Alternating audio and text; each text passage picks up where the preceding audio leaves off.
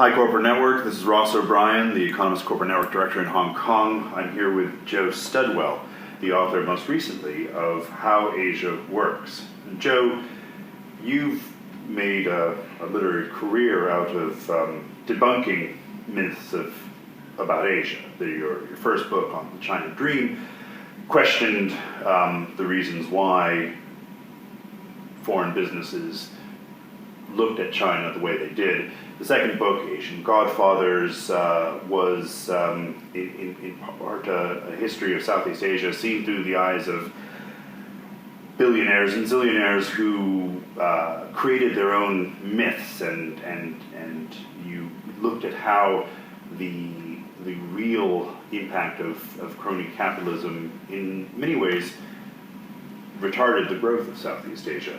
In this book, How Asia Works, you have, would it be fair to say, a slightly more optimistic view of the Asian economic miracle?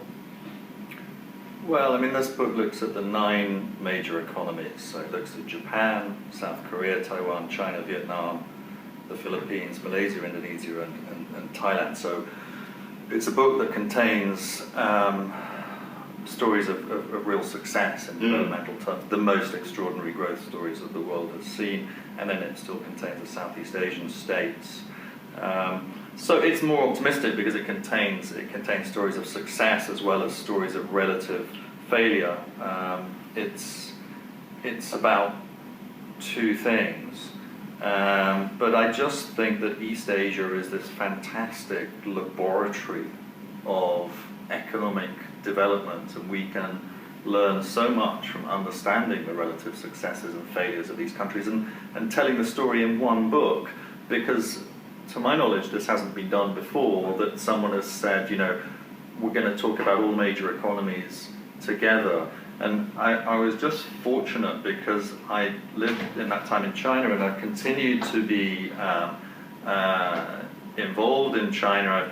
I think I've sort of refined and hopefully sort of improved my understanding of China. At the same time, I've always done a lot of work in Southeast Asia. I've done more work, increasing amounts of work in Korea and Taiwan and Japan, and also I've been able to take advantage of the fact that the literature, the academic literature surrounding Japan and South Korea and Taiwan is way ahead of anything that we have on any other country in the region. I mean, we're getting a huge outpouring of stuff on China now. Some of it's very good, but the developmental literature is still not as good as what we have for those other more developed states.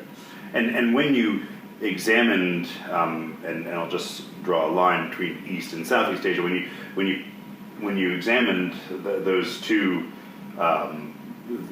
regions, you came to the conclusion that East Asia, in a sense, marshaled its resources most effectively, and it was this sort of tight control over both agricultural and financial resources, and a focus on manufacturing, a tightly controlled focus on those 3 things that caused China. Well, China is last in that series. First, it started with Japan, and then Korea and Taiwan, and now we see China evolving. 2 questions for you on this. One, how different has the implementation of this threefold path been in China than it was in Japan, Korea, and Taiwan? And secondly, why hasn't Southeast Asia followed suit? Well, okay, so because the geographic terminology, you're referring to East Asia versus Southeast Asia, and some people do that. In the book, I've chosen to talk about Northeast Asia versus Southeast Asia. I mean, it's just a question of sort of terminology, but mine doesn't work any better than yours does, because I've got Vietnam and China. I mean, Saigon is well south of Bangkok, so anyway, that's just the way that I've done it. The difference with China is that obviously China's economy is more open for a $7,000 GDP per cap country than was the case in Japan, Korea, or Taiwan at that level of development. Okay. China can't really get away with this, with doing things in quite such a sort of focused and selfish way, because it's not the Cold War any longer, and China is not a US ally. Yeah. I mean, it's an evolving relationship, but it's, you know. So in that sense, the Chinese economy has had to be more open. They've Right. had to take more FDI. There's more opportunity for the foreign firms. But because they've got the basics in place, they've rolled forward pretty well. And the basics with the land reform, turning agriculture into gardening, getting very high yields. I mean, double, triple what's achieved through tenant farming in Southeast Asia. That's very nicely in place. The manufacturing, acute manufacturing focus, very nicely in place and backed up by an aggressive push on infrastructure, which is really an extension of the manufacturing focus, because you build roads and you build railways and subways and the trains and stuff to run on them and the cars. Yeah. What are you creating demand for? Manufactured goods which you can learn to make. Yeah. Yeah. So, all that has worked well. China's had tremendous sort of traction, averaged nearly 10% growth. So essentially they belong in the same group. Yeah. But there's variation. The fourth part of the book is structured that part 1 deals with agriculture, part 2 deals with manufacturing, part 3 deals with the financial management of those two structural considerations, and part 4 is simply called where China fits in. So that's fairly sort of self-explanatory.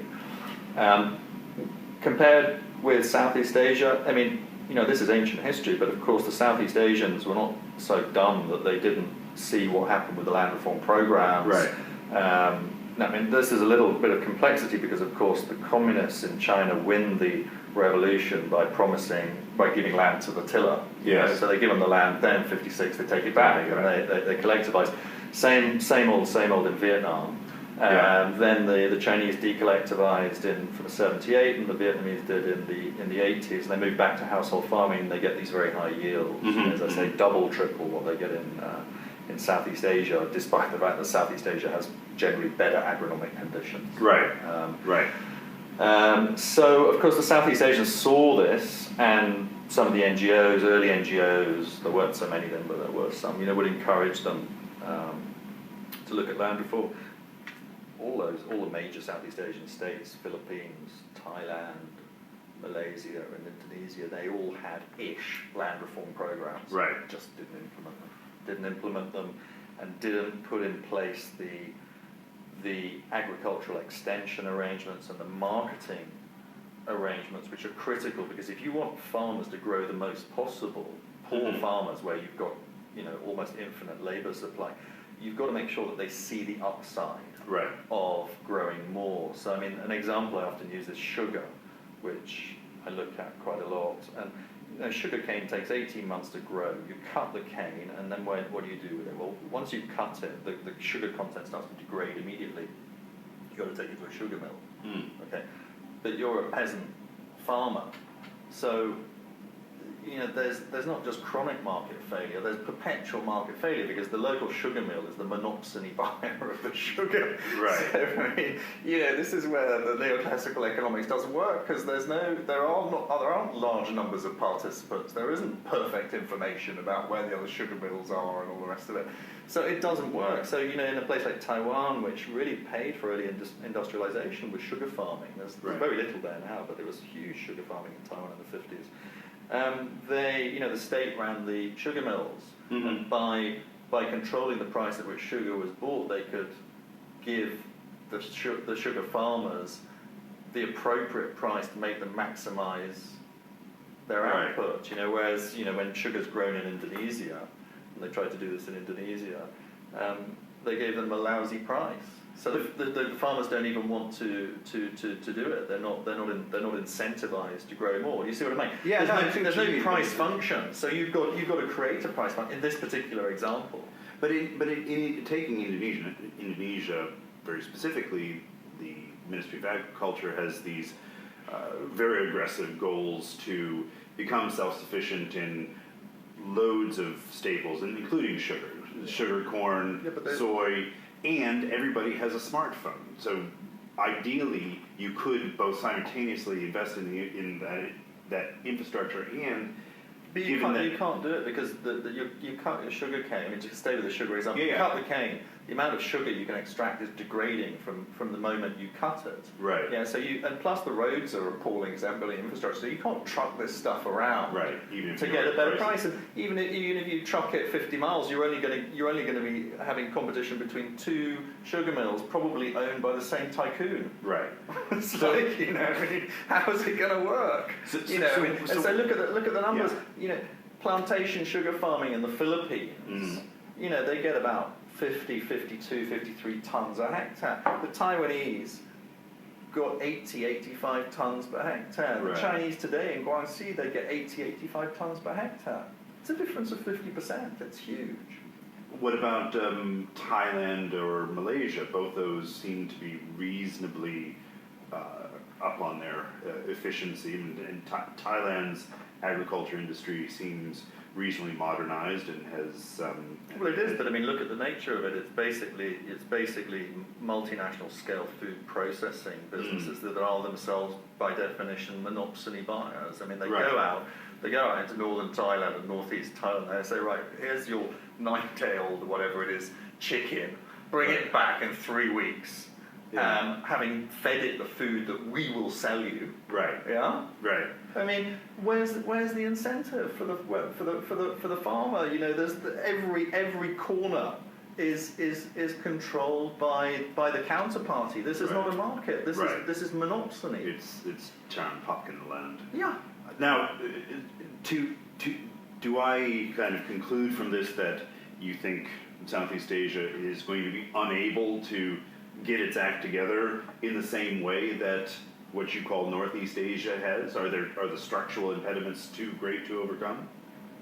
I mean, I don't think it's all about willpower and politics. But I mean, the reality is, as I say, on agriculture they failed to implement. The ideas were that they didn't get the support from the United States. Yeah. Of course, the U.S. got right behind the land reform in Japan and in Korea and in Taiwan. Philippines, 1952, 2 separate US government reports. If we want to stop rural insurgency and stabilize this country, we've got to do the same that we've done in those other countries. Did they do it? No, because by the time the Korean War was over, the Cold War frontier was stabilized. Right. So what do? You provide some military equipment, some training, and every so often the government goes up in the hills and shoots some communists. Yeah, and then they've got the NPA, and it's still going on. I mean, insurgency born of rural poverty. Every one of those Southeast Asian countries has had it. The Filipinos have got it ongoing.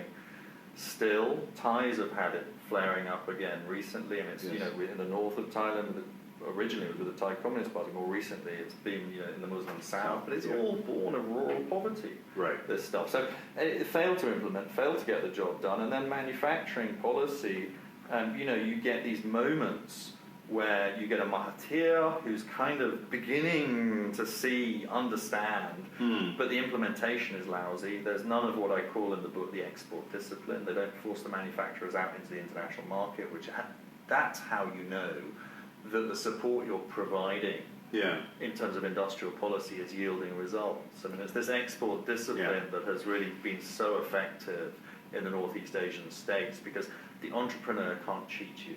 Right. Yeah? And otherwise it's impossible, because you just end up with these tycoons who will kind of import the hardware, run a great service. I mean, you use a mobile phone in Malaysia, it's a fantastic service, but where does the kit come from? It's all imported. And now they'll be buying from Huawei. Right. Because those guys got their act together. So it's a failure of implementation on those two things. I think in Thailand and the Philippines, the political elites have been appalling. Really appalling. But in Indonesia and Malaysia, when you had Mahathir, moments of, even with Suharto and his, he listened to Habibie on this stuff. I don't think Habibie was the greatest, guy, but he had a sense. He worked in Germany. He understood about what the Germans had done, But the transmission process kind of broke down in East Asia because, of course, the Japanese got it fundamentally from the Germans. Right. The Koreans and the Taiwanese got it from the Japanese. China's sort of got it from all of them. Right. Famous conference in the 80s where the Chinese had the Koreans come over. Yeah. But rather than sort of saying, what do we do, and having the Koreans say, trade openly, they actually really analysed and got a bunch of outsiders and actually used the World Bank very effectively to explain to them what had actually happened. And you don't necessarily see that the same seeds of that understanding being present in, say, Thailand's hard disk industry, where 1 out of every 4 pieces of digital storage on the planet sort of courses through that cluster, and all the telematics in nearly every automotive in the world goes through Thailand. Yeah. I mean, granted, most of that is a hermetically sealed bit of Japan's supply chain, but could not some of that leak out into... Yeah, it does. Absolutely, some of it leaks out. I mean, as some of it leaks out in the Malaysian electronics industry as well, but it's inefficient development policy, right, because it's just such a slow learning process. So, fine, guys, you want to take 200 years to develop, you take 200 years. Right. Right, but if you want to fast track it, you need. But if you want to turn your country around in 2 generations, you need to do something different. Right. Now, to wrap up, let's go back to China for a moment. Now, as you mentioned, China has sort of taken the greatest hits playlist from all the great economic efficiencies it's observed elsewhere in the region, and kind of synthesized them into one hard-charging, export-oriented vehicle. You say that you've kind of been refining your thinking on China, and as we were talking before we got started, you actually think that there's probably a bit more to go in the pursuit of its goals as is. In other words, China can continue on the track that it's in now for some time, and not necessarily freak out that its percentage of GDP assigned from personal consumption is only creeping up a percentage point a year. And this seems to be everyone's new fascination or worry point with China, beyond the inevitable naysayers that say that China's due for a crash landing anytime soon. The other thing that most China watchers get nervous about is the fact that domestic consumption is such a small portion of GDP relative to other economies at that stage. That doesn't seem to worry you as much. It doesn't worry me as much as, I think the big picture in China at the moment is that you have still 250 million people, 250 million people waiting to be urbanized. Right. You do not have infrastructural saturation, although you do have the best infrastructure that a 7,000 GDP per country has ever had. So, they say, the investment rate is too high. Well, let's have a look. What is in the investment rate? Yeah. But it's about 2/3 of that is going to real estate and infrastructure. Well, when you're still going to urbanize 250 million people, yeah, you can afford to build ahead of the curve. Now, yeah, within reason, because eventually you're going to run into that wall at the end of the urbanization process. But not until 2030. I'd be more comfortable saying you can run this kind of investment rate, or just ease down a little bit for the next decade. I don't think that that's the biggest issue at the moment. Right. What concerns me much more is that what will catch up with them, as has been the case in all fast growth societies post-war, from an Italy to a Japan, right, is the institutional stuff. And this is very hard to change. And eventually, my book is not about the institutions, because it's about the structures you put in place to achieve the fast growth. And that's really the lesson that East Asia positively has taught us. But the institutional stuff catches up with you. Right. And this could be anything. This could be, how long a leash you let your media be on. This could be the direction of court decisions by legal affairs committees of the party, and the fact that there just isn't an efficient institution, the legal system. They've got a long way. So there's a tendency to think, well, we got to here without rule of law, so we'll get to there without rule of law. Not so. Education. big issue. Chinese people are very concerned, Mm. you know. I mean, actually here in Hong Kong it's pretty bad as well, because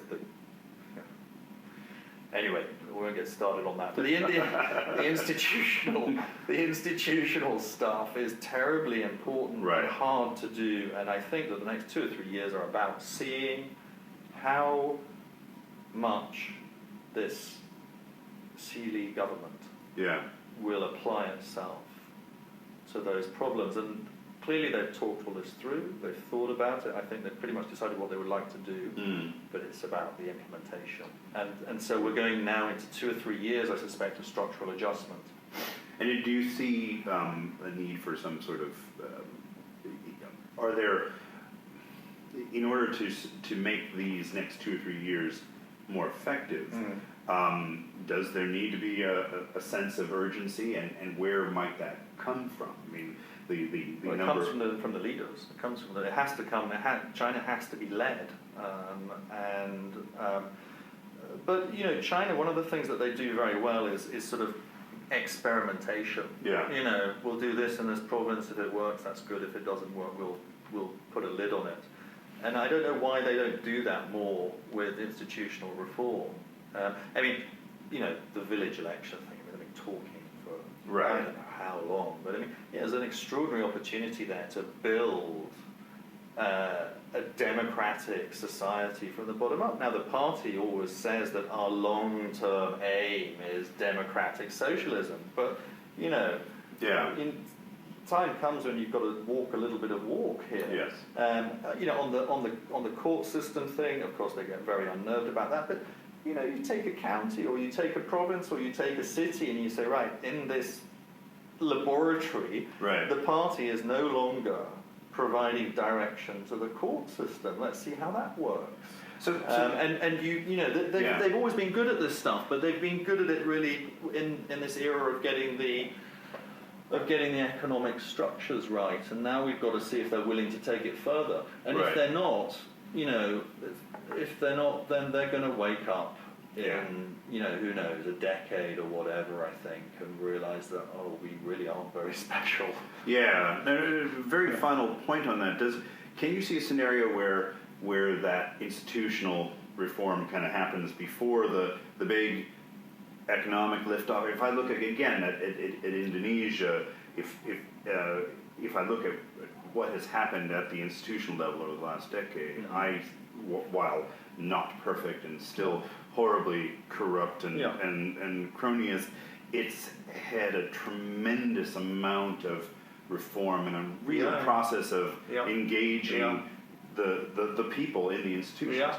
Could that be an asset that could be rolled into this Absolutely. process? I mean, if Xi does what SBY has done, Yeah. it would be fantastic. Right. But the Chinese would be benefit so much more because they've got the thing the right way round. Okay. And so know, you think they've got the structural stuff is all nicely lined up. Now you do Okay. the institutional stuff. So that's And my these question. guys There is can- a right way round to this process. you know, Ross, I think my next book will be a book about institutions and thinking about how all of this stuff in the middle of the development journey Yes. takes place. I haven't really thought this through to the extent that I would like. My instinct at the moment is that China, if they did the institutional stuff, it would turn out that they did have it the right way around. You're right. Yeah, but it wouldn't be the first time that I've been wrong. If I was wrong. All right. Well, with that, I mean, we'll look forward to that book when your thinking advances. Joe Studwell, thank you very much for joining us this afternoon. Thank you.